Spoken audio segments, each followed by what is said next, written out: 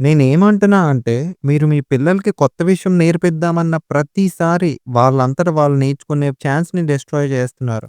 Imagine ఒక క్లాస్‌లో ఇద్దరు స్టూడెంట్స్ ఉన్నారు. సురేష్ అండ్ సీత.